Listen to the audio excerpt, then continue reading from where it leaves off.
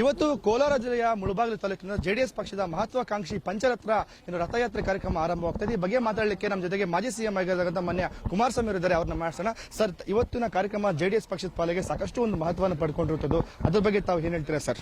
JDS ಪಾಲಿಗೆ ಮಹತ್ವದಕ್ಕಿಂತ ಹೆಚ್ಚಾಗಿ ನಾಡಿನ ಪ್ರತಿ ಕುಟುಂಬಗಳ ನೆಮ್ಮದಿಯ ಬದುಕಿಗೆ, ಮುಂದಿನ ಮಕ್ಕಳ ಒಂದು ಭವಿಷ್ಯದ ದೃಷ್ಟಿಗೆ ಇವತ್ತು ಮಹತ್ವವನ್ನು ಪಡೆಯತಕ್ಕಂಥ ಒಂದು ಕಾರ್ಯಕ್ರಮ. ಇದು ಪಂಚರತ್ನ ಕಾರ್ಯಕ್ರಮಗಳ ಉದ್ದೇಶವೇ ಈ ನಾಡಿನ ಪ್ರತಿ ಕುಟುಂಬಗಳು ನೆಮ್ಮದಿಯಿಂದ ಬದುಕತಕ್ಕಂಥ ಒಂದು ಕಾರ್ಯಕ್ರಮಗಳು ಸರ್ಕಾರದಿಂದ ಆಗಬೇಕು. ಉಚಿತವಾದಂಥ ಶಿಕ್ಷಣ, ಉಚಿತ ಆರೋಗ್ಯ, ರೈತ ಚೈತನ್ಯ ಕಾರ್ಯಕ್ರಮದ ಹೆಸರಿನಲ್ಲಿ ರೈತ ಸಾಲಗಾರನೇ ಆಗದೇ ಇರತಕ್ಕಂಥ ರೀತಿಯ ಕೆಲವು ಯೋಜನೆಗಳೇನಿದ್ದಾವೆ ಅದೆಲ್ಲವನ್ನು ಬಿಡಿಸಿ ಮುಂದಿನ ದಿನಗಳಲ್ಲಿ ಜನತೆ ಮುಂದೆ ಇಡ್ತಾ ಇದ್ದೇನೆ.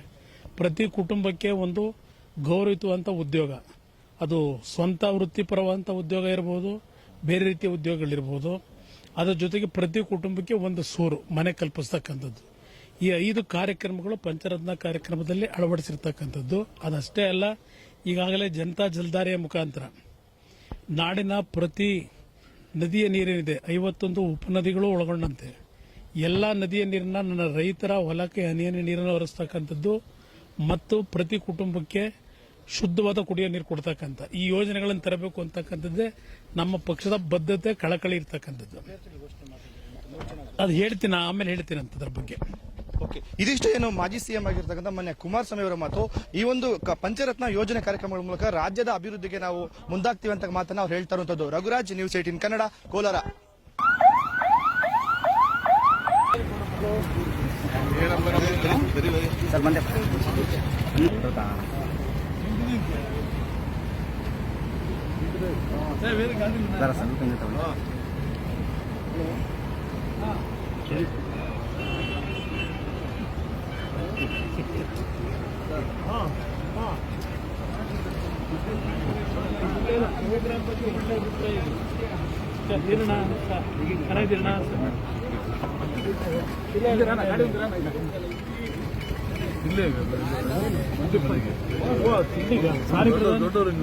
ಚೆನ್ನಾಗಿದ್ದೀರಣ್ಣ?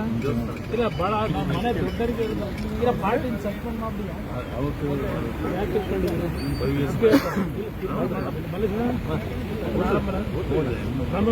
ಇಲ್ಲ, ಏನಿಲ್ಲ, 5-6 ರೋಟಿ ಯಾವ